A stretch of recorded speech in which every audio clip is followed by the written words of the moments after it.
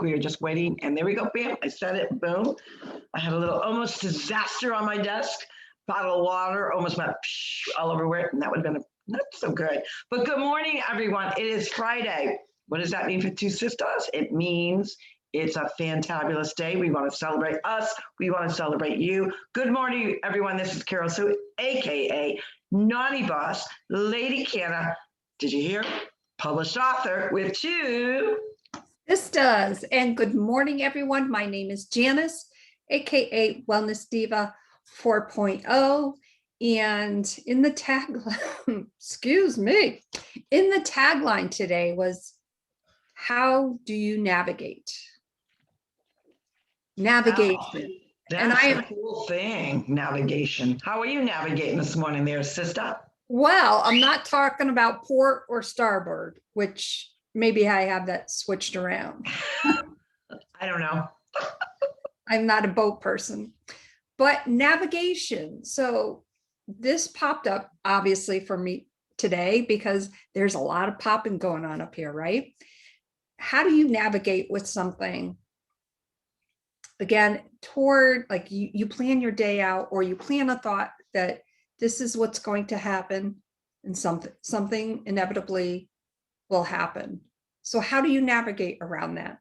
And I think what I am specifically referring to for me personally is being back at kickboxing and navigating my way to tone it down, which I've been doing pretty awesome with. Wrapping my foot, I can't kick the bag, I'm doing all the right things, and I'm still getting a great workout.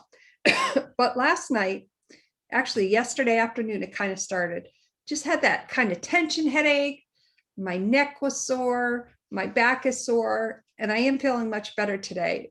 But I knew I had to navigate those feelings. Was I going to go to kickboxing this morning, or should I take a day off?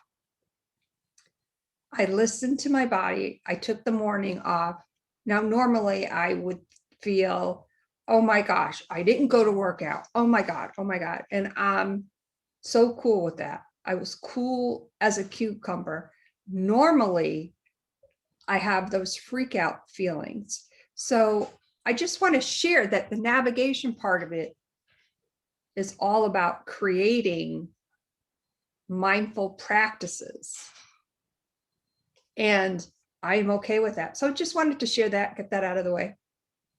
I love that idea. I mean, navigate. We're always navigating, we're always pivoting, and we have to kind of renegotiate, that contract, what we have with ourselves. When we talk about a health and wellness journey, we are making a commitment to who we are. We're having a contract with ourselves to see something through, whether it's to have that transformation, whether it has to change that mindset, whether it has to eat healthier, get in that fitness, whatever that fitness may be, because we talk about many ways of different ways of fitness. You can do, going to kickboxing, weightlifting, using bands, swimming, jogging, power walking, pickleball, tennis. I mean, there's so many different avenues to get your health, but the bottom line is you make a contract. And what happens with a typical contract? You are committing to either building, you're committing to something that has the end result, and you need to fulfill that contract. So are you fulfilling with sometimes that you have to renegotiate, navigate a little bit differently because of an injury. Maybe you're not feeling well, but you still want to get that healthy on, and you have to pivot around different scenarios. Is it an injury? Is it because, you got the kind of the mindset not in the right place? Maybe you have a pivot of just what's going on in your life that you have another commitment to, you have an appointment, you have something to do with your family, and that's kind of in the way of fulfilling that contract with yourself.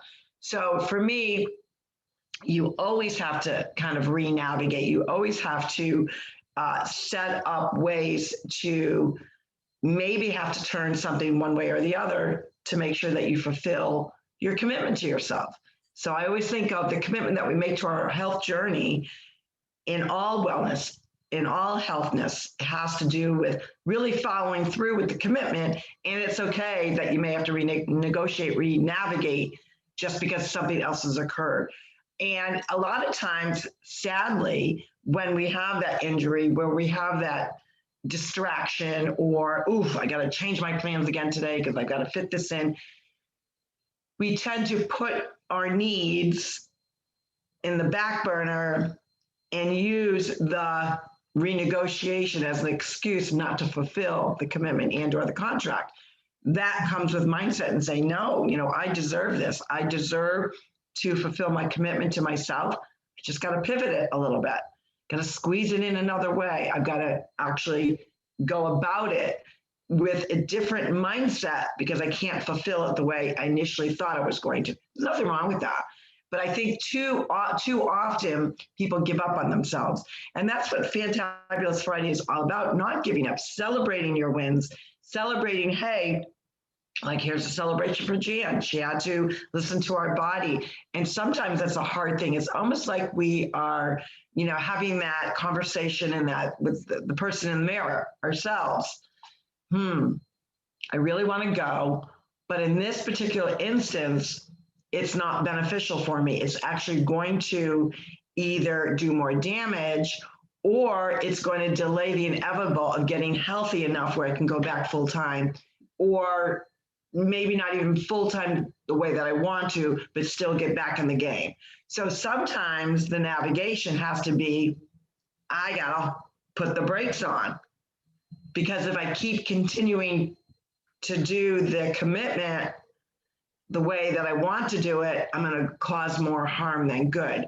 So part of navigating, part of pivoting is taking a pause, reflecting. So what's my body telling me?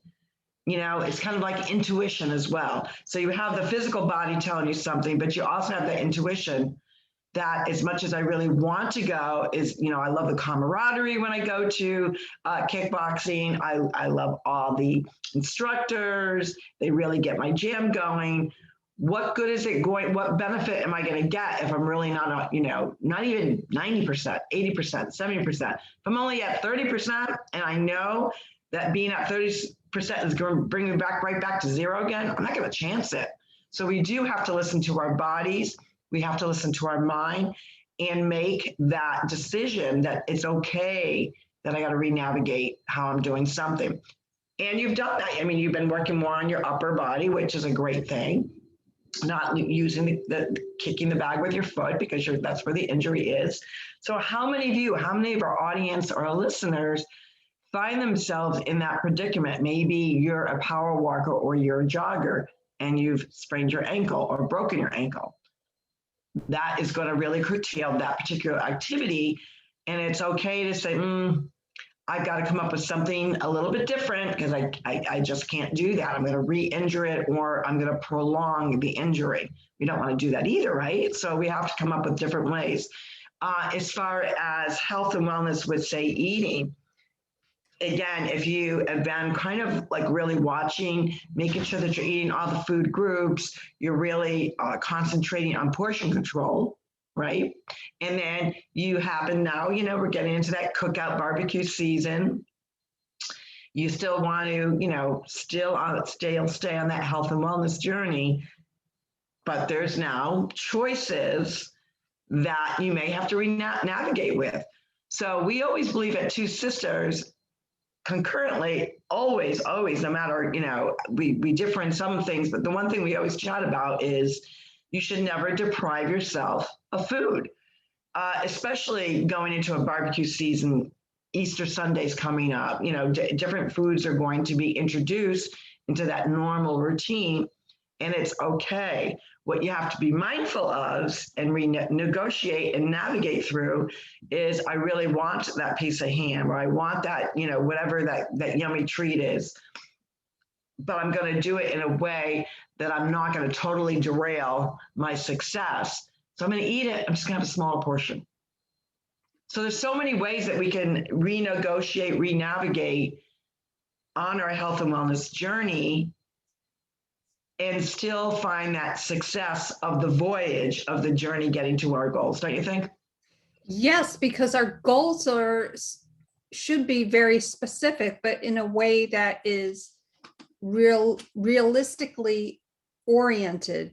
So if you plan to run a marathon, for instance, and you've never run before, that's kind of a monumental thing to do. So you have to think realistically in order to achieve that. Now, something that has been in the back of my mind for a few months now, and I think we briefly chatted about this, was 75 hard. Mm-hmm. I kind of have it in the back of my mind that I want to start on April 1st. So as I was navigating, was I going to cancel my class this morning? I thought, well, I still can do 75 hard.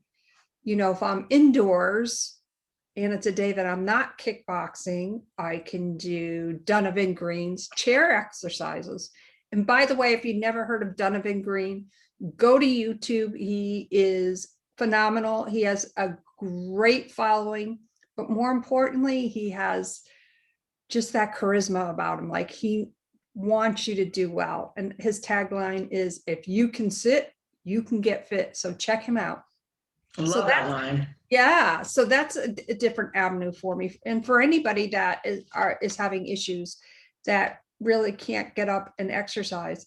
So already, with everything buzzing around in this head of mine, I know I'm going to be successful in 75 hard. I'm pretty much committed to starting on April 1st, although I have not cemented that date, but that's kind of what I want to do. And actually would be next Thursday. Correct. That would be Holy Thursday. Yeah. Next Thursday is Holy Thursday. And for those, that are Christian and Easter Sunday is coming up, that again is a weekend where a lot of times you find family and friends gathering, and, the meal choices will be a little bit different because it's a holiday. So trying to commit to a program like 75 Hard, sometimes for some people, when they have that mindset, do I want to start something like that right before a holiday, is something to consider. The other piece too, if you don't know what 75 Hard is, I highly suggest that you look at it. One of the things that you have to check off is drinking a gallon of water. Now, I found last year when we made it to, I think it was 43 days, or at least I made it to 43 days. I'm pretty sure you were pretty much on the same track I was. And we had to pause it because of, we were dealing with Dad.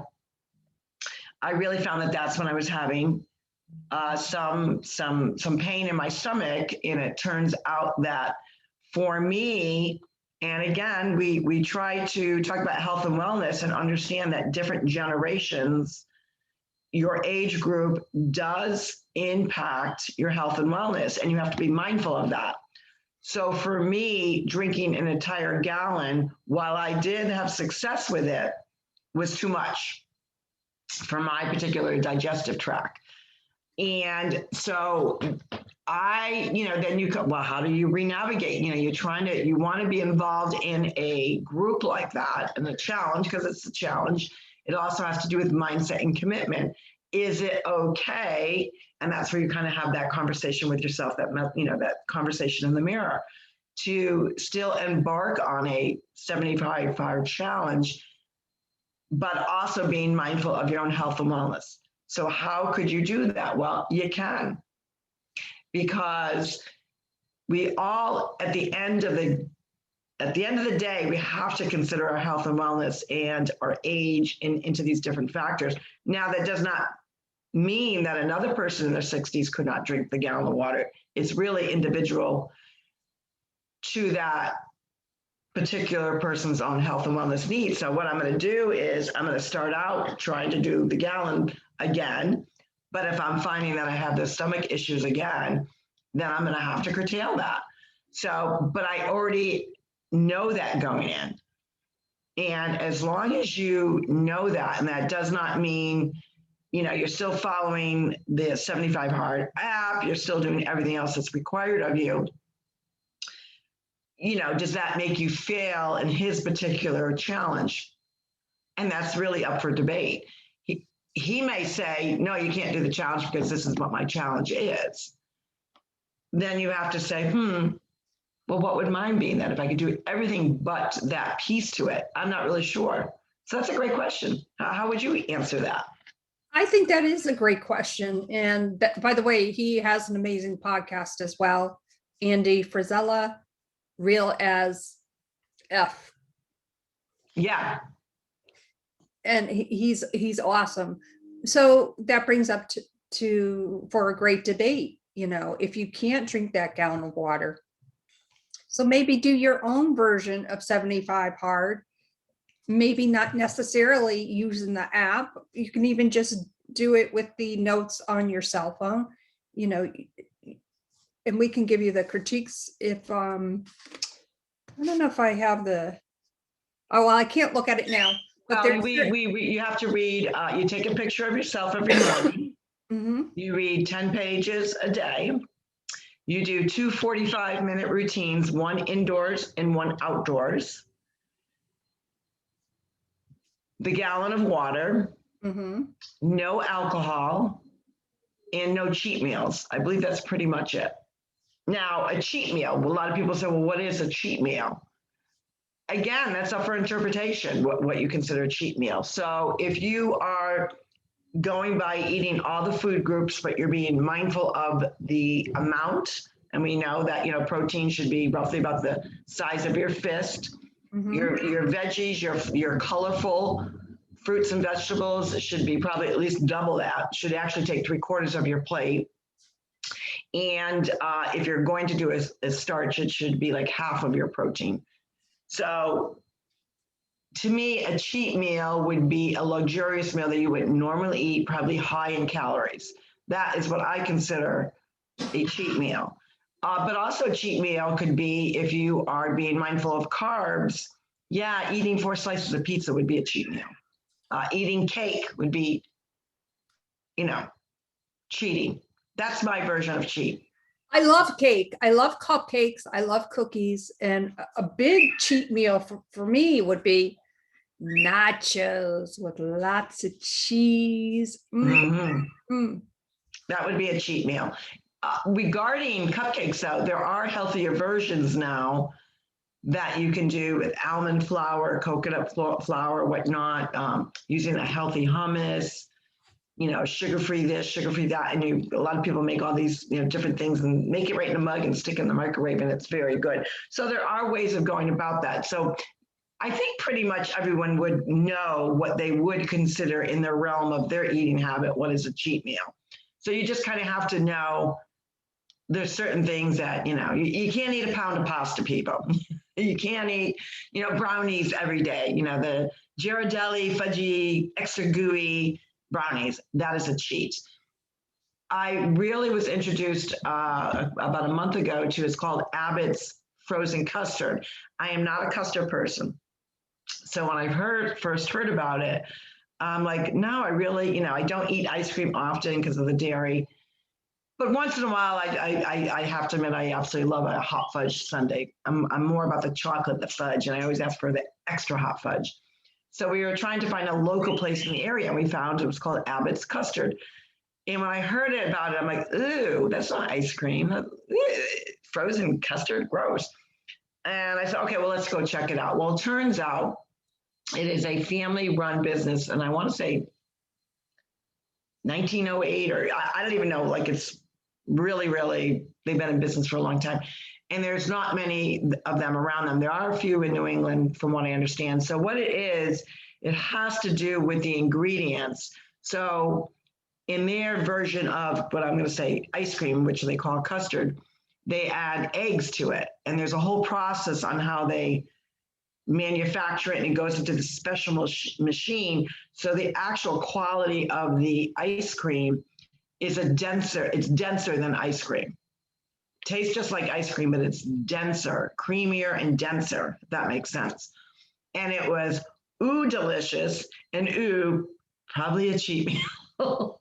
So I'd have to stay away from those. And when I asked them, can I get some extra hot fudge? Oh, they delivered. So that would be a cheat meal. That sounds delicious. And it made me think of Froyo in North Haven, where it's a self-serve type of place. And of course, they have all the, toppings and whatnot. And the funniest one was when Gary and I were there a couple of years ago, and a grandfather came in with his two little grandchildren. And of course, their eyes were like, wow, ice cream, candy.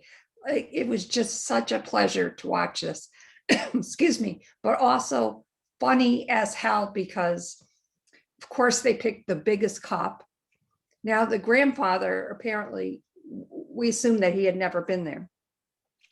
So, of course, they filled their cups with ice cream. They are piling the toppings on. So, I mean, here are these two little kids, probably about the size of Ray Ray and Jetty, and they have these humongous ice cream. So it's by weight. So Oh, Lord. the grandfather didn't get anything, as I recall, put the two things on it, and it was like 20 something dollars. And we were talking, the poor grandfather was like, What happened to the old $1.99 ice cream cone? Not there. no. You don't want to bring, Because it's M&Ms, there's gummies, there's from what I remember, there's the different shots, the nuts and M&Ms and M&Ms with peanuts and chocolate mints. Like, there's a ton of candy in there, so it's not just ice cream. right. That would definitely be a cheat. And what was even more funnier about it, the grandfather was trying to navigate between each child. So when he would work with one child, the other one, like, and we were watching this, it was hysterical, would look to see if the grandfather was looking, and then open up the chute, like the gummy bears would come out, and he would just like, so yeah, I kind of think that perhaps they, and I'm almost positive they didn't eat the whole thing that night, but I kind of guess that they probably had little tummy aches. Oh, I bet, because I mean, that is an overload of sugar. And it's so funny how, as a child, you see the results when a child's had way too much sugar, their activity level gets a little cray-cray, and they're very active and maybe not always cooperating with the adult and or grandparent are trying to convey to them. But you also notice an overdose of sugar, how it affects an adult, affects us. If I have way too much sugar, I'm in the bathroom. Like, it's like my body's saying, get rid of this crap. And it's funny because yesterday, our local Piccolo University is hosting a 4-day tournament. And, there's different vendors there. So we were walking around checking out the different vendors. And one of them was an athletic shoe, sneaker, and they actually have pickleball sneakers. So I'm going to go back and check them out this morning. But he was also having people sample an electrolyte type of drink. So immediately me, health and wellness, I immediately look at the label. And there was a high amount of grams of sugar, and it was refined sugar.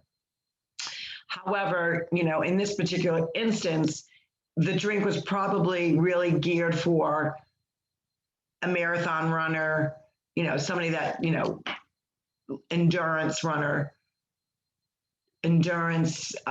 climber, on that line.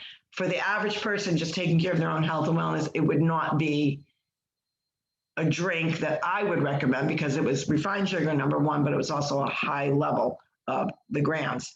So we were chatting about that, and then we kind of got on that subject of how really sugar impacts someone's electrolytes, number one, but also impacts their well-being, their attitude, their feeling. And for some, you kind of get that sugar rush. And everyone thinks, oh, they don't realize I got all this energy, but it's not a healthy energy, because let's face it, sugar is not the healthiest thing for our bodies. We need some of it, but not to, that overload. So imagining those little children eating all that sugar while, kids deal with it a little bit differently, is still not the healthiest thing. So moderation is key to any health and wellness challenge that you want to embark on. And making sure that that journey is bringing out the best in you for navigating through, what I'm going to eat, the choices I'm going to do. What is a cheat meal? Can I have a little of this? And it really, everything is, it almost sounds passe and cliche to say things in moderation, but that's the whole point. Moderation has to do with choice. And we always talk about life as a coin, good side, good, bad, dark, light, whatever. And how much of those items or those types of foods are going to be classified in that cheat group. And that's always just something to be mindful of. Does not mean you can't still enjoy them, but if you're embarking on a challenge, you really have to decide, like, I'm not going to do this, and can I? It's when they say 75 hard, it's 75 days, and when you think about that, it's over a month, 6 weeks. So Right. it is a commitment. And Exactly. I suggest anyone getting involved in committing, but understanding what you're committing to. Right, exactly. And I'm sorry, I hit the my printer and I didn't mean to do that. So it's That's got all right. But the 75 hard too, it's also a way to navigate and make time for yourself. Who doesn't love to read? Well, I know that there are some people that don't like to read. Obviously, I love to read by all the books behind me. And what better way to navigate to do something that maybe you think is hard, but think of how you'll feel once you start it, once you're involved with it, when you finish with it. There's a lesson to be learned in there every day. We try to learn every day, right? You never stop learning, but there's always a place to start if you want to achieve something. Right, and celebrate that. It is a commitment. I always say, if you're going to embark on this kind of a commitment, make sure that you have an accountability group, your own network to say, "Ooh, I'm struggling today. What are you doing to get your reading in? What are you doing to get that second workout in? Oh my God, today's crappy out. It's raining. I can't go outside and do something." Sure you can. Even stepping in place, dragging in place, that's movement. And the whole point of the 75 hard, while many people do have a transformation, the transformation really is about the mindset. A lot of people don't get that initially. They're thinking it's a transformation in weight and or physicality, which that is part of it. But it's really about the mindset, committing to something and seeing it through to the end, because ultimately, and they do, if you have the app or when you get the app, you have to actually physically check off. You've got to upload your picture. And he kind of reminds you in his own way of doing things. Did you really do it? Or are you just checking the box up? Did you really read those 10 pages? Did you really get those things in? Now, the other key piece to it is if you forget, you'll get a reminder alert, and he'll basically say, and he always says that, what, if you screwed up and you didn't get done, guess what? You're not out of it. You just start from day one again. So you have to really kind of understand that kind of commitment. And whatever you decide to do, whether it's 75 hard or other challenges, I highly and strongly suggest that you do get that group, that accountability group, because we all need that. We all need, like even you and I, we need that accountability. Hey, did you check off? Did you get everything in that you're supposed to? Gosh, I still have, 80, 20 more ounces to get in, or I've got to get that reading in. Damn it, I didn't get that second workout in. I got to talk to you later. I got to run outside. So when you got somebody helping you and cheering you on, and you're doing the same for that other person, it really does help with the challenge to keep you accountable, but also being mindful of, I really want this. I want to be successful at this particular challenge. So regardless of what challenge anyone decides to get or embark on any kind of health and wellness challenge, I highly suggest that. And I was just thinking of something funny when we were doing this last summer. And I think maybe we were 3 or 4 weeks into it. And obviously that's when I was going to kickboxing every morning at 5 a.m. And I had gotten back from kickboxing. It was an hour and a half later. And I'm like, okay, well, I have time, because we used to do the podcast every morning at 9 a.m. Got my 45-minute walk in, took a quick shower. And before we got online, you're like, oh, I'm just starting today, blah, blah, blah. And I said, well, I already did my 2 workouts. And you were like, what? That's cheating. And I said, I did not cheat. I did not do it back to back. Right. That's the other key that we wanted to make sure that people understand that is you cannot do it back to back. So you have 2 45-minute sessions. One is indoors, one has to be outdoors, but they cannot be back to back. So you have to space them out. But because you were up so early, you managed to get them both in still with time in between them. So you weren't cheating. But it was so funny because I remember the expression on your face. You're like, what? You were cheating. I said, no, I didn't. I waited an hour and a half, almost 2 hours. Yeah.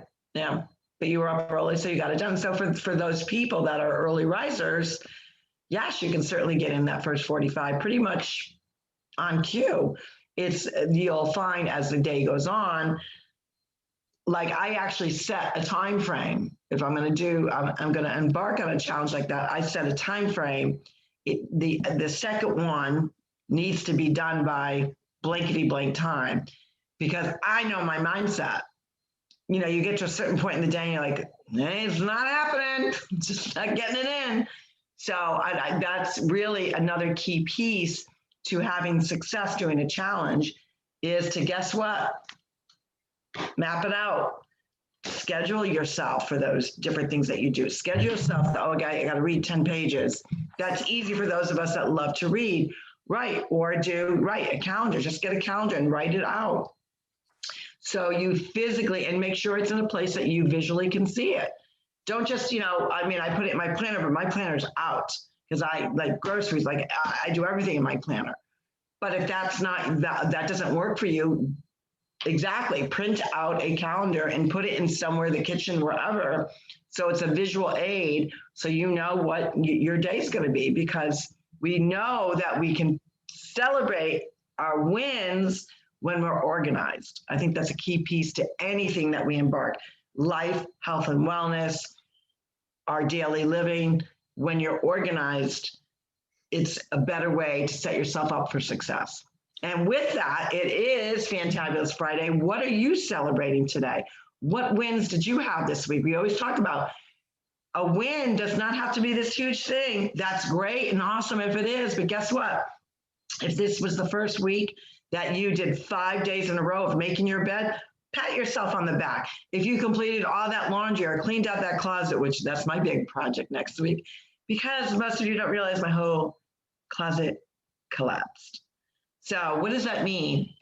Does it mean I have too many clothes? Well, that could be part of it. I did go through stuff and I got rid of two and a half bags worth of clothes and donated them to Goodwill. But that's my project. So it doesn't matter what your project is. Maybe it was you want to organize a drawer. Maybe it was clean out your refrigerator. Maybe it was just to get your healthy on and be consistent. Whatever that win was, pat yourself on the back. Good job to yourself. Have that chat with yourself in the mirror and make sure that you tell yourself that you love yourself. Because when you do and you appreciate who you are a better human being to other people. And that's that domino effect of really putting out kindness into the world. So with that, this is Carol Sue, AKA Lady Cannon, Naughty Boss, published author, having a fantabulous Friday with my two sisters. And good morning again, everyone. My name is Janis, AKA Wellness Diva 4.0. Time to navigate. Have a great weekend. We have some amazing guests next week, and you never know who may pop in. Just saying. Bye, everyone. Have a great day. Take care.